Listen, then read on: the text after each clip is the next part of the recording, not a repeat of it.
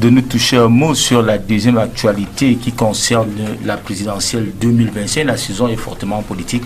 Nous acheminons doucement vers ces élections-là. Et en termes de suppositions et de supputation, l'impression qui se dégage, c'est qu'il y a deux candidats majeurs de l'opposition camerounaise, Maurice Kamto Kamchouan et Cabral Libilingue, qui sont véritablement en difficulté, n'est-ce pas, relativement à cette participation à l'élection présidentielle. Chris Pating-Gujel, nous sommes accompagnés d'un politologue également qui va nous toucher un mot là-dessus et de Estaminka.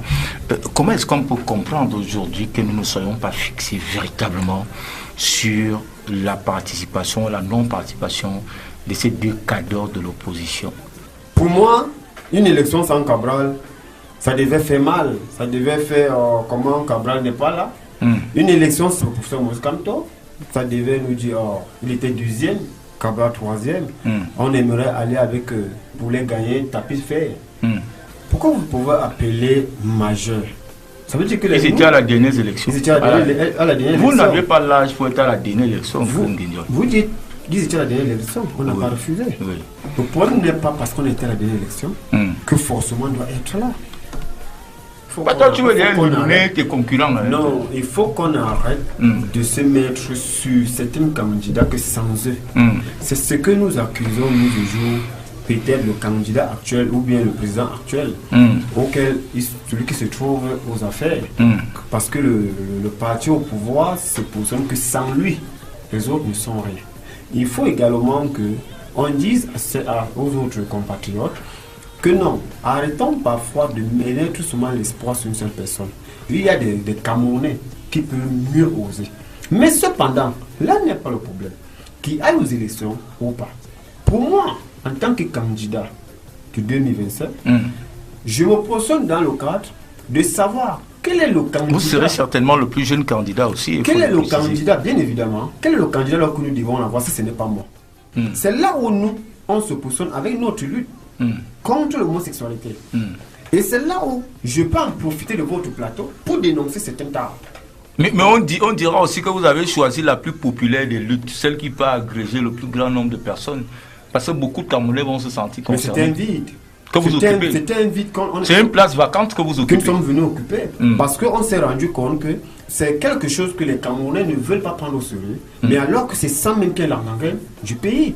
On ne peut pas comprendre qu'à tout bout du champ, les jeunes ne sont plus capables. Aujourd'hui, on voit les influenceurs, sans insulter ou bien quoi que ce soit. On voit aujourd'hui, c'était les scammers.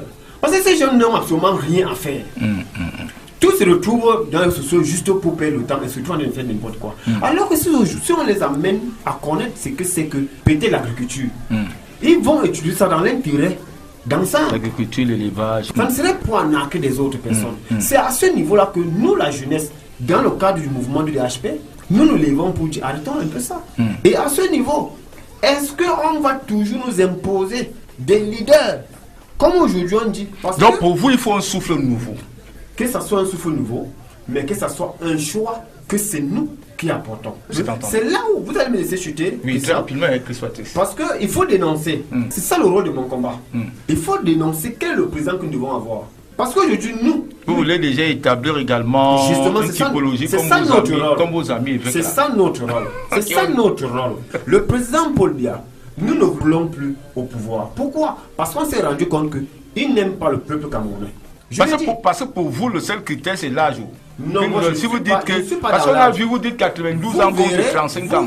Moi, j'ai lu dans les réseaux sociaux. Je vous vois partout. Si vous me laissez développer... Moi, je vois partout. Si vous me laissez développer, vous allez comprendre... Votre slogan, c'est 92 ans contre 35 ans. Ce n'est pas ce que vous avez... Je suis d'accord. Je suis très d'accord. Les vieux contre les jeunes. Oui, vous avez écrit ça ou pas? Même maintenant, ce n'est pas seulement l'âge. Le président Paul Biya nous a montré en France en 2013 qu'il ne protège pas le peuple camerounais. Attends, j'ai le texte. Le 28 janvier 2013, voici la déclaration du président Paul Biya. Nous n'avons pas abordé ce problème. Il parle avec les journalistes.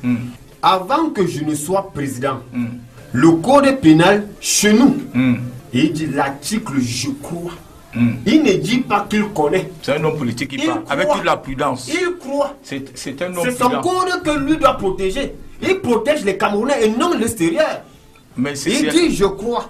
L'article 347 punissait C'est pas que j'ai parlé tout à l'heure, que peut-être il ne connaît plus qu'il y a aussi un code qui punit pour les mœurs. Et il suit en disant, ce délit, maintenant, ce que je peux dire, c'est qu'il y a une discussion là-dessus, donc pas des discussions. Donc écoutez un peu, nous sommes contre quelque chose. Et lui dit qu'il y a les discussions là-dessus. Et quand il poursuit, il dit, les esprits peuvent évoluer dans un sens comme dans un autre. Mais actuellement, c'est un délit. Nous venons d'ailleurs d'apprendre que des gens détenus et condamnés, on pouvait s'arrêter là, condamnés, c'est-à-dire qu'ils étaient condamnés. Il dit, les homosexuels viennent d'être libérés. Il y a une évolution d'esprit. Il ne faut pas perdre espoir. Mais le président aussi a un droit de grâce. Lorsqu'on se met à ce niveau, on comprend que le président nous a jamais protégé sur cela. Et aujourd'hui, on se rend compte que ceux qui veulent se tenir devant, pour nous dire qu'ils vont nous gouverner demain, comme le professeur Nkumbondo, qui a dit en 2021, je parle des dirigeants qui veulent se présenter. C'est ma parole, je suis candidat. Donnez-moi juste ce temps-là de leur dire la vérité.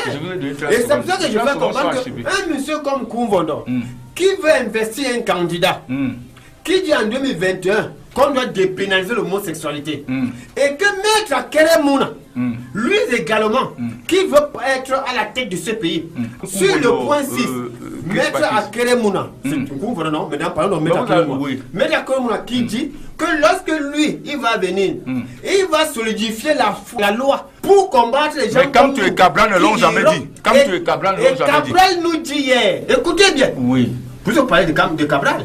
Cabral nous dit hier que lui, il avait suggéré qu'on doit prendre à Keremouna pour être à la tête. Donc, quelqu'un qui dit qu'il est capable de dépénaliser l'homosexualité d'une manière ou d'une autre, c'est lui que Cabral également s'élève pour vouloir supporter. Donc, toi, à ce niveau, cette personne, il faut comprendre que ces trois personnes, plus le président Paul Biya, doivent être hors jeu pour la vie des Camerounais. Ce sont des dangers publics. Et à ce niveau, il faut que les Camerounais s'élèvent pour choisir réellement leur candidat. Ne doit pas être. Ça, c'est grave.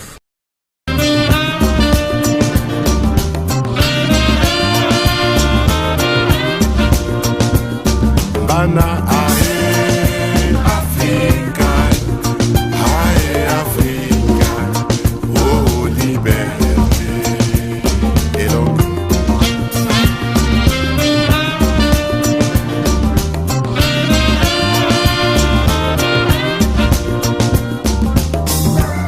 Sendoti, Matumba Mese, Mafarafina, Mananginoy.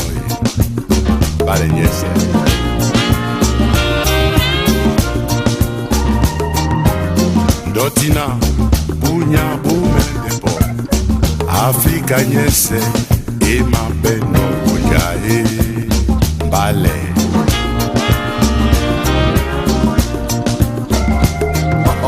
Ndi Owema, Ese Manyaka Mangulu, Tuwe Nandenge, Umana Umate. Ayo.